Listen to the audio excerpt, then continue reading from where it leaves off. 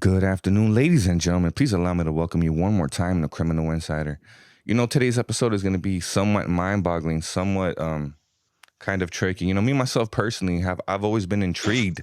I've always been fascinated, and I hate to use that word, but can't think of another one as right now. But I've always been fascinated on what drives a person to literally do the unthinkable. What drives a person to commit these heinous acts of violence, these mass shootings, people who go to these bowling alleys and literally take out 15, 20 people who are capable of taking out their moms, killing their wives and their kids.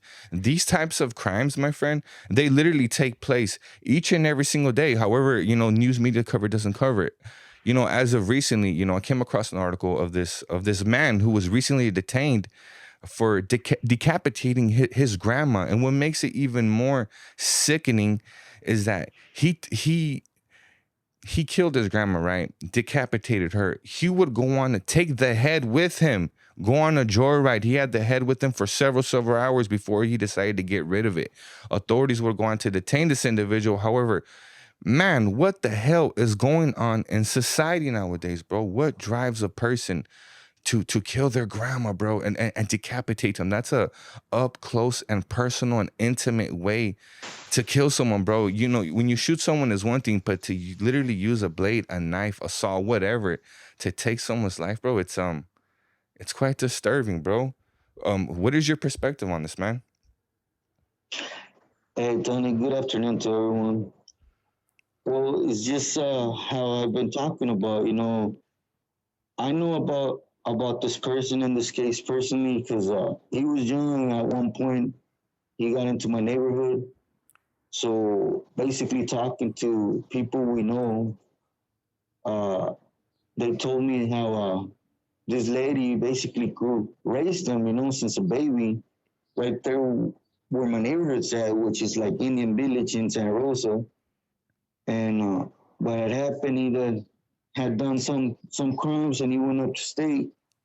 And what I was told by a close family member, excuse me, is that while he was inside, right before he got out, he was just couldn't have the program. A Southside program is strict to somewhat. So right before he got out, I guess he decided, to go PC to lock it up to make it out on the streets. During this his stay in the PC yards or SNY yards, however you want to call them, I guess he did not want to run with nobody, or he acted a certain way, and he got his manhood taken, but what I was told, it was by a brother, and anyways, he got out and he got hurt, and that just comes to what I've been telling in my stories. It's there's a saying, that if you can't do the time to do the crime, that goes with not everybody could handle the things that happen in prison. There's a lot of, in California, when it comes to sex crimes, you don't really hear about them. That's a fact, but they do happen here and there. For example, this case, he got out, and instead of looking for some type of help or how to deal with the situation, he decided to indulge in alcohol and drugs somewhere, and he starts blaming his family member. In this case, was the person that raised him, and I guess it just came to the point where he did what me personally I wouldn't even do to a person that I despise. He cut off her head, and not only cut off her head, but before the police got there, he took off with her head. And to San Francisco, which from Santa Rosa to San Francisco, that's an hour drive. So just imagine you're in that blame game, blaming this person that raised you for what had occurred to you because you went to the system to actually cut off the head and drive an hour's way with it. And he got caught, but it's just exactly what I've been trying to put on here. Is a little small glimpse on how prison life could actually ruin the rest of your life and family life. 100%,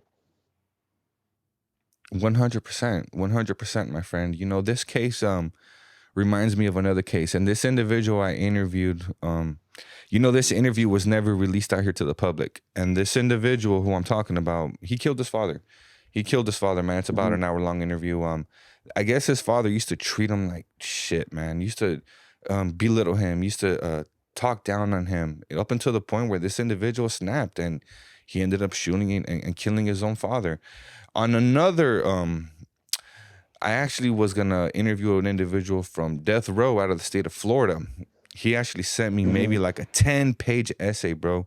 This individual killed 6 people in his family. Yes, you heard that correctly. He killed 5 kids and his wife. Look it up. Florida out of the state of death row. Excuse me, death row out of the state of Florida. It's quite disturbing and it's quite mind-boggling, like I state, man, how some people are just capable of doing these types of things, man. I don't know what it is. I don't know if they're born differently. I don't know if they're just cold. I don't know what it is. The world will never know, man. Yeah, I agree. Like for example, in this case, is the blame game. Sometimes prison could really damage you. And there's a lot of things that go on in prison. It ain't as easy as, oh, I want to go kick it and go on vacation. Like in this case, and he got out. He started that blame game. As he was the closest. She was the closest person to him. Excuse me. And I went to prison because of you. I lived this life because of you. This happened because of you. And you had drugs and alcohol, and there you have it. You do dumb things that me personally, I could never imagine myself doing something like that to a family member. But there is those people. What do you think what do you think the response is going to be from his fellow peers, his fellow inmates? He's arriving at county right now, I'm sure.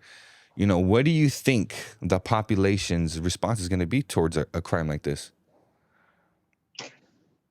Well, he was already in SNY or PC yard, so I couldn't really tell you because I haven't been there. But as what I've heard lately, I really think you might have something coming, and I think this meditates for something bigger than just, basically getting your money taken. Because, but then again, I'm pretty sure this guy's family is gonna cut him off. But that's the weirdest part, about people that do these crimes. Their family sticks around, So, but I think he has something coming. I really think that either PC or mainline, he's gonna have something coming his way because it's just something.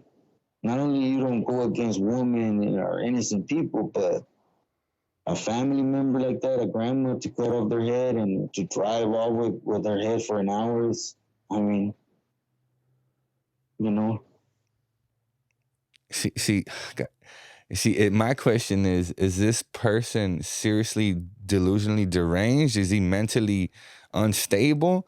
Or how the hell was he able to live a whole productive life up until his age of right now and commit this heinous act, bro? Me personally, bro, I would like to think that these people are seriously just cold, bro. This individual right here, he's just cold. He's just evil, bro. There's no one way, there's no excuse about it, bro. There is no, oh, he was mentally unstable or he has mental health issues. I'm sick and tired of that excuse, bro. This person is just evil. That's it. yeah, there's a lot of people I think they have him in them, Tony. And for example, this guy went to prison, and I really think that little stay he had in prison or those little incidents, they snapped something in him that, it came out with the wrong person.